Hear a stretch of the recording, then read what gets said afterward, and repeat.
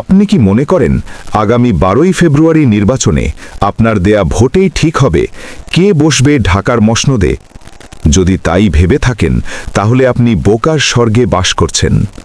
ঢাকার ক্ষমতার চাবি এখন আর ঢাকায় নেই। চাবিটা হয়তো ওয়াশিংটনের কোনো গোপন ভল্টে, কিংবা দিল্লির সাউথ ব্লকে, অথবা বেইজিংয়ের কোনো স্ট্র্যাটেজিক রুমে। শুনলে অবাক হবেন, আমাদের মাথার উপর দিয়ে এখন বিশ্বের শক্তিশালী দেশগুলো ক্ষমতার খেলা শুরু করে দিয়েছে। আমেরিকা কাকে চায়? জামাতকে? ভারত কেন হঠাৎ তারেক রহমানের প্রেমে পড়ল?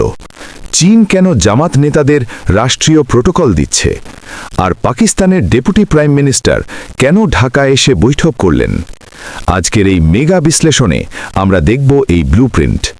আজকের পর বাংলাদেশের রাজনীতি নিয়ে আপনার ধারণা পুরোপুরি বদলে যাবে। বাংলাদেশের মতো ছোট্ট দেশকে নিয়ে পরাশক্তিগুলোর এত মাথা ব্যথা?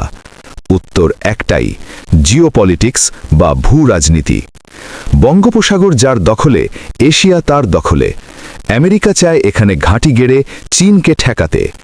চীন চায় ভারতকে ঘেরাও করে স্ট্রিং অফ পার্লস নীতি বাস্তবায়ন করতে। আর ভারত চায় তার চিকেন নেক করিডোর রক্ষা এবং বাংলাদেশে তাদের আধিপত্য বজায় রাখতে। এই ত্রিমুখী লড়াইয়ে বাংলাদেশ এখন দক্ষিণ এশিয়ার হটকেক। শুরুতে আসা যাক পাকিস্তানের কথায়। ভারতীয় গোয়েন্দা সংস্থা রয়ের একটি ক্লাসিফাইড রিপোর্ট আমাদের হাতে এসছে। রিপোর্টে বলা হয়েছে, পাকিস্তান চায় বাংলাদেশে একটি ভারত বিদ্বেষী এবং ইসলামপন্থী সরকার বসাতে। আর এই মিশনে তাদের প্রধান বাজি জামাতে ইসলাম। সবচেয়ে বড় বোমটি ফাটে গত মাসে। কোনো পূর্ব ঘোষণা ছাড়াই পাকিস্তান থেকে একটি বিশেষ বিমান ঢাকায় ল্যান্ড করে। সেখান থেকে নেমে আসেন পাকিস্তানের ডেপুটি প্রাইম মিনিস্টার। তিনি বঙ্গভবনে যাননি। কালো কাঁচের গাড়িতে চড়ে তিনি সোজা চলে যান বাড়িধারায় জামাত ইসলামের আমিরের বাসভবনে। সেখানে 3 ঘণ্টা রুদ্ধদ্বার বৈঠক হয়। কি কথা হলো সেখানে? সূত্র বলছে, পাকিস্তান জামাতকে আনকন্ডিশনাল সাপোর্ট বা শর্তহীন সমর্থনের প্রতিশ্রুতি দিয়েছে। তারা চায় জামাত যেন কোনোভাবেই ভারতের সাথে আপোষ না করে। রাজনীতিতে শেষ কথা বলে কিছু নেই। ভারত গত 15 বছর ধরে শেখ হাসিনাকে ক্ষমতায় টিকিয়ে রেখেছিল। তারা আজ কার দিকে জানেন? তারা বিএনপির দিকে। বিশ্বাস করতে কষ্ট হলেও সত্য, ভারতের নতুন বাজি এখন বিএনপি। কিন্তু কেন? বিএনপি তো পছন্দের তালিকায় ছিল না। দিল্লির থিঙ্ক ট্যাঙ্কের বিশ্লেষণ হল, আওয়ামী লীগ এখন মৃত ঘোড়া, তাদের ওপর বাজি ধরে লাভ নেই। অন্যদিকে জামায়াত ইসলামে ক্ষমতায় আসলে ভারতের উত্তর পূর্বাঞ্চলীয় রাজ্যগুলোর নিরাপত্তা হুমকিতে পড়বে। তাই মন্দের ভালো বা লেজার ইভিল হিসেবে তারা বেছে নিয়েছে তারেক রহমানকে। ভারত স্পষ্ট বার্তা দিয়েছে, আমরা ইসলামপন্থী সরকারকে মেনে নেব না। বিএনপি যদি জামাতকে ছেড়ে দেয় তবে ভারত বিএনপিকে সমর্থন দিবে।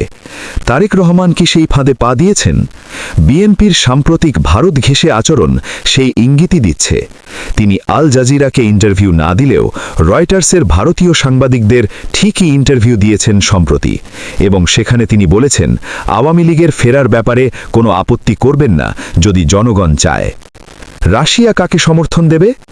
রাশিয়ার সমর্থন এখন বিএনপির দিকে, কারণ রাশিয়া মনে করে বিএনপি ক্ষমতায় আসলে তারা ভারতের মাধ্যমে বাংলাদেশকে ব্রিক্স জোটে রাখতে পারবে। অন্যদিকে আমেরিকার খেলাটি সবচেয়ে রহস্যজনক। আমেরিকা চায় দক্ষিণ এশিয়ায় ভারতের আধিপত্য খর্ব করতে, আর ভারতের সবচেয়ে বড় শত্রু জামাত। তাই শত্রুর শত্রুকে বন্ধু বানানোর নীতিকে আমেরিকা এখন জামাতের পিঠে হাত রাখছে। চীনের নীতি খুবই পরিষ্কার। ভারত যেখানে যাবে চীন তার উল্টো পথে হাঁটবে। ভারত যখন বিএনপির দিকে ঝুঁকল, চীন তখন কাল বিলম্ব না করে জামাতের দিকে হাত বাড়ালো। চীন জানে জামাত ক্ষমতায় আসলে ভারতের সাথে বাংলাদেশের সম্পর্ক শীতল হবে, আর এই সুযোগে চীন বাংলাদেশে তাদের বেল্ট অ্যান্ড রোড ইনিশিয়েটিভ আরও শক্তিশালী করতে পারবে। ইতিহাসে প্রথমবারের মতো চীন রাষ্ট্রীয়ভাবে জামায়াত ইসলামীর 8 জন নেতাকে বেইজিংয়ে সফরে আমন্ত্রণ জানিয়েছে। নিয়েছিল। একটি কমিউনিস্ট দেশ হয়েও তারা একটি ইসলামপন্থী দলকে লাল গালিচা সংবর্ধনা দিচ্ছে।